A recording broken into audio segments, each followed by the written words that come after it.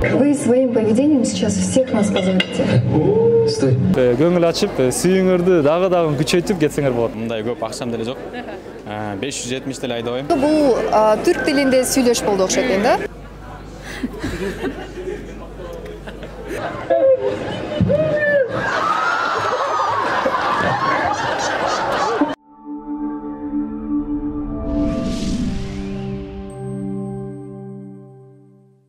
Барыңыздарга салам, ардактуу Соло медиа порталынын жалпы көрүүчүлөрү. Буга чейин Көк бөрү апамды издеп, Салам Нью-Йорк аттуу сонун бир кинолорго күбө болуп келгенбиз.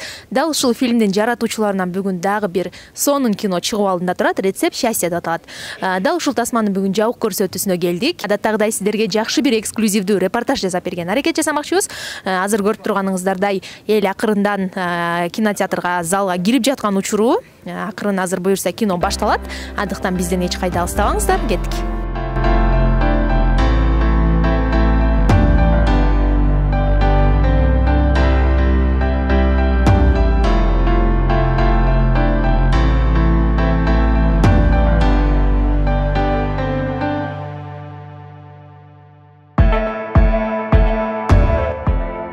Тасманын жетекчиси жана сценарийин жазган Руслан Акун жанында турат. Саламатсызбы? Саламатсызбы. Негизи эле буга чейинки сонун кинолорго көп болуп келгенбиз. Көк бөрү, ошол эле апамды издеп, Салам Нью-Йорк сыяктуу. Ал эми бул кино дагы ошолордон өзгөчөлөнүп, дагы кандай өзгөчө нерселерди күтсөк болот? Мында режиссер бизде жаш, аябагындай таланттуу Манас Калдаров жигит тартты. Ал тартканга жараша бул мен ойлойм өтө ошо жаш тасма болду, жаңыча көз караш, сапаты да өтө бийик болду. Мен көрүп өзүм кадимкидей жашарып, сүйүнүп жашагым келди да. Ал эми сценарийин жазуу, ушундай сценарийдеги кинону жазуу мисалы кайдан келди идея? Биз Кутман менен иштешип, акыркы сабактан кийин бизге аябай жакты. Аны ойлодук, ошо Кутманга биз сценарий жазыш керек деп атайын Кутманга арнап жаздык. Демек, Кутман тартылыш керек деп атайын жазылган сценарий турбайбы? Азыркы суук күндө жылуу жашыл Анталияга чогуу барып, чер жазып, эс алып, жашарып келели. Баарыңыздарды биздин тасмага чакырабыз.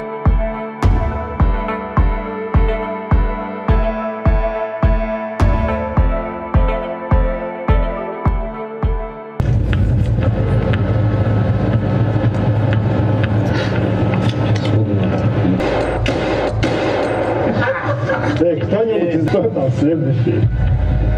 Телефон видишь хотя бы? Давай. Ардактуу достор, бүгүнкү фильмдин башкы каарманы Кутман Айылчиевдин жанында турабыз. Саламатсызбы, маанаңыз кандай? Саламатсызбы, Манай 5. Бул акыркы сабак сериалын кошпогондо көркөм фильмдерден толук метраждуу биринчи киноңуз, э? Ооба, дебют. Кандай болот? Сезимдер негизи аябай жакшы. Анткени мага кинолорго катышкан аябай жакты. Буюрса баары жакшы. Ал эми билебиз, акыркы сабакта карапайым жөнөкөй үй бүлөдөн чыккан баланын ролун аткарасыз. Ал эми бул кинонун кыскача жанагы трейлерлеринен көрсөк, башкачараак экен, карама каршы сыяктуу экен. Анан өзү ролуңуз жөнүндө айта кетсеңиз, кыйынчылыктар болгон жокпу? Кандай ролуңуз өзүңүз кандай ролду аткарасыз дегиле ошол жөнүндө? Негизи кыйынчылыктар болду. Анткени мен жашоомдо мажор эмесмин да. Мындай көп акчам деле жок. 570 деле айдабайм. Көптөгөн мындай Турция ар кайсы өлкөлөргө барган деле эмесмин. Ошондуктан бир аз кыйынчылык болду, бирок ролго максималдуу түрдө аракет кылып аткарганга өз күчүмдү коштум десем болот. Демек, Турцияга барып тартып келдиңиздер, э? Ооба, Турцияда. Анда эмесе келиңиз, эрки микрофон берели, камера карап, элди киного чакырып өтсөңүз болот. 10 февралда бүт Кыргызстан кинотеатрында «Рецепт счастья» деген кино чыкты. Барыңыздар келиңиздер, силерди күтөбүз. Анткени кино чыныгында аябай сонун болду. Негизи билесизби, ар кайсы кесиптин өзүнүн оорчулуктары болот. Жана бул тасмада эң оор жагы бул түрк тилинде сүйлөш болду окшойт экен да. Анткени мага чоң деген тексттерди түрк тилинде беришти. Ошол кезинде гана оорчулуктар болду дейм. Негизинен тобунан алса биздин командабыз үчүн бардыгы жеңил өттү деп ойлойм. Ал эми Туркияда да тартылыптыр. Туркияда канча күн жүрүп тартылдыңыздар жана Кыргызстандагы съемкалардын күнү канча болду? Негизи Кыргызстанда башка балдардын съемкалары бир 4-5 күндөй болду, меники бир эле күн болду. Башкасынын баары Анкарада тартылды. Анкарада 20 күндөй болдук. Жалпынан 1 айга жакын жүрүпсүз. Ооба, 1 айга жакын. Тасмасына чакырып кетебиз. Сиздерди рецепт счастья тасмасына чакырып кетем. Келип көрүп кеткиле, өзүңөрдүн оюңарды калтырып кетсеңер болот. Биз абдан ыраазы болобуз. Вы из Кыргызстана, да? Ну, тогда давай сядем, выпьем, да, за Кыргызстан. Кыргызстан! Вы своим поведением сейчас всех нас позовете. Стой. Алло, кандайсыз? Yaxshi qizim, yaxshi. Я тут весь день тебя жду, хожу. Ты где ходишь? Это, бухие были. Это все пьяный базар. Ну, кроме предложения покататься на яхте. Жандос, кандайсыз? Жакшы салдыңызбы? Жақсы, рахмат. Мындай сизин бизин болор бе? Сен де эле сүйлөшөлчү. А то мындай неудобно болуп кетет. Жандос, кечирip кой, бирок мен сенин досуңмун, эч жакка барбайм. Анда менчи тиги жалоба жазам анда.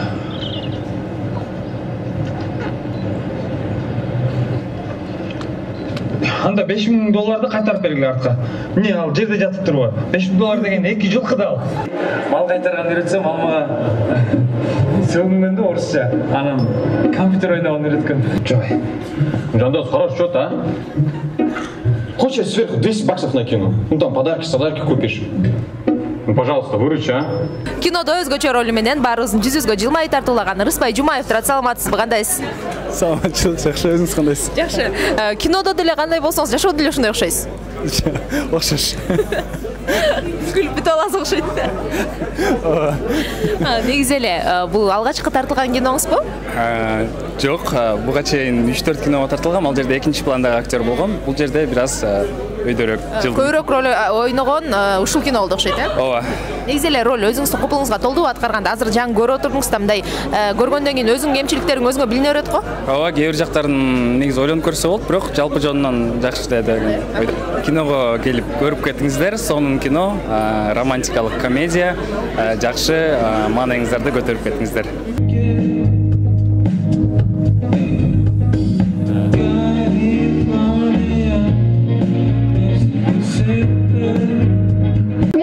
Дыхание искусственное, рот в рот. Полный, тост, өлүп калат, тост.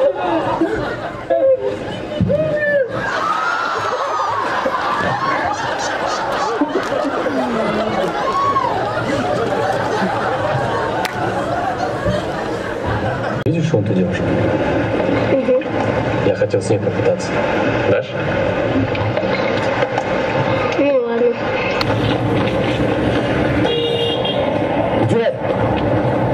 Барбасың аяқтан жұмыс тұрасың, бас! Фильмдин режиссеру Манас Халдаров мырзанын жанында турабыз. Саламатсызбы? Саламатчылык. Бүгүнкү кинонун ачылыш азы менен куттуктайбыз. Чоң рахмат, келгениңиздер үчүн рахмат. Ал эми ушул кино жөнүндө эмне айта аласыз? Кино жөнүндө бул аябай кандай десем, бизге жаңы бир кино болду. Мындай десем, балким мундайды еще биз Кыргызстанда балким тарта элекпиз.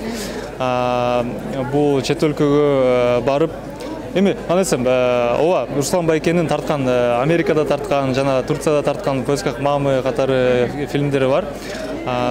Бирок булда биз бир каарманыбыз өтө бай бир неме үй бүлөдөн болот.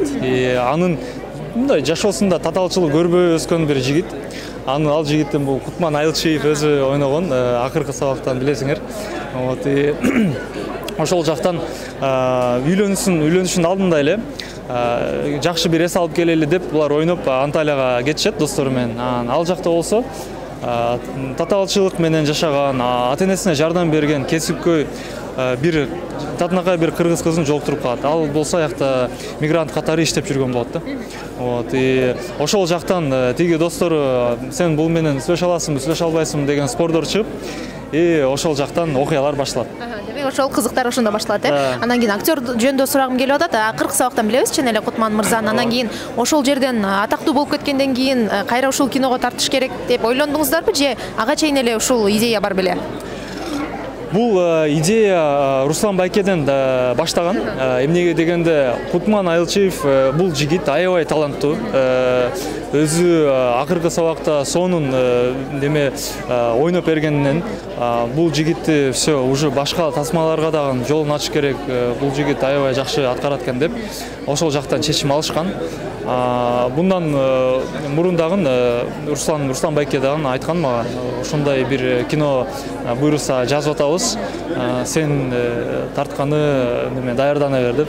Мен аябай толкунданып акыркы сабак сериалын биз көргөндө эле мен айтканмын Кутман бул ролго аябай жарашат.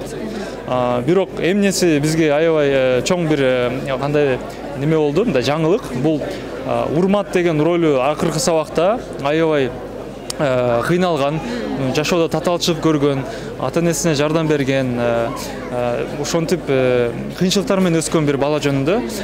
А бул карманыбыз болсо, анын тескерисинче эч татаалчылык көрбөй, атасынын акчасы менен ошентип бай болуп өскөн бир жигит жөнүндө да. И ошол ролго ошентип сонун өтүп бериши мен аябай кубандырды. Ал эми ушул негизи каарман актриса жөнүндө сурагым келип атат. Биздин айрым маалыматтар боюнча башында акыркы сабактагы башкы каарман ушул киного аткарылат деген да маалыматтар бар экен. Канчалык деңгээлде чындыгы бар? Бул чындыгы бар. Неге дегенде бул акыркы сабак тартылып аткан кезде бул идея пайда болгон. Руслан Байкелер өздөрү актерду ким кылса экен, актрисаны ким кылса экен дегенде жанындагы актер жана актрисаларды карап Океананы болсун, дагы мындай вариант болсун деп сунушташкан да. Вот, и акыркы сабак сериалы неме тартылып бүткөндөн кийин уже мындай белгилүү убакыт өтүп, ошол убакыттан кийин уже башкача мындай кастингдер дагы уюштурулуп, анан бул каарман, бул кыз каарман канча жашында болуш керек? Ал немеси кандай десем, жашы улуу көрүнөбү же кичи көрүнөбү деген продюсерлер менен маек болуп, анан ошондой бир чечим алынган да. Бирок силерге айткым келет, Океана дагы бул кинодо көрөсүздөр. Демек, аны дагы көрөбүз. Башкы роль эмес, бирок көрөт экенбиз да. Анда эмесе келиңиз, сизге эркин микрофон берели, жалпы элибизди камерага карап киного чакырып кетсеңиз болот. Рахмат чоң. Эми бул кинону ушундай кыштын күнүндө эгер жайды эстейм десеңиздер, жана дегеле Руслан Акун Байкенин тасмаларын өзүңүздөр билесиздер. Аябай сонун өзүнүн ичинде мааниси менен болот. И бул кино мен оюмча аябай көп жаштарыбызга жана бир гана жаштарга эмес, көпчүлүк элге бир пайдасы болот деп ойлойм да. Вот ошого бул кино аябай необычно. Жаңы. Жакында буюрса 14 февраля, 14 февралга сүйгөнүңүздөр, жакыныңыздар болсо, сөзсүз бул киного кол менен жетелешип, келип, көңүл ачып, сүйүүңөрдү дагы күчөйтүп кетсеңер болот. Океана, саламатсызбы? Саламатсызбы. Жогоруда угуп калдык. Кинодо сиздин дагы ролуңуз бар экен. Эмне ролду аткарасыз? Чын айтканда эпизод эле, кичинекей эле, чыгып эле, көрөсүздөр кинону көргөндө. Чыгып эле кайра жок болуп кетем. Ал эми маалыматтар боюнча башында сиз аткармак экенсиз бул киного, Анан эмне себептерден улам аткарбай калдыңыз кайра? Ошондой шарттар болуп калды. Жеке шарттар үчүн кача албай калдым. Андан кийин кайра катыша албай калгандан кийин мисалы бир сезимдер болгон жок, кызгануу сезимдери же кандай бир? Эгерде Кутманды кызгандыңбы деп суроо берсеңиздер, жок, кызганган жокмун. Өзүм бул чыгармачылыкта жүргөндүктөн түшүнөм. Ал деле чыгармачылыгын улантышы керек, анын да башка бир партнерлору болот. Ошол себептен кызганган жокмун, эмнеге кызганам? Ал эми ролдучу? Ролду да кызганган жокмун, колдойм ар дайым аны.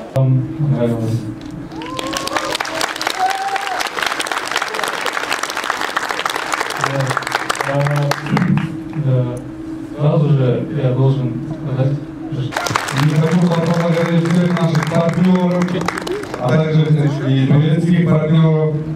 И вот этот фильм, начало того, что... Ну, наверное, спасибо большое. Большой всех присил вначале. Из Нарына. Честно, очень сильно волнуюсь. Самое главное, что спасибо, что пришли, поддержали. Я вас всех люблю. Отдельная благодарность моим родителям. Я их очень сильно люблю. Потому что мы так всех бесило, да? Да. И таким Өзгөчө сүйүү мамилесин, достук, адамдык касиеттердин баардыгын чагылдырып бир тасма кылган тасманын жаратуучуларына ыраазычылык билдирмекпиз. Чындыгында эле болуп көрбөгөндөй сонун кино чыгыптыр жана албетте сиздерге дагы дал ушул кинону келип көрүп кетүүңүздөрү сунуштайбыз. Ал эми Solo медиа порталынан кызматыңыздарда мен Алиман Эсен калып болдум. Кийинки көрүшкөнгө чейин сак саламатта туруңуздар.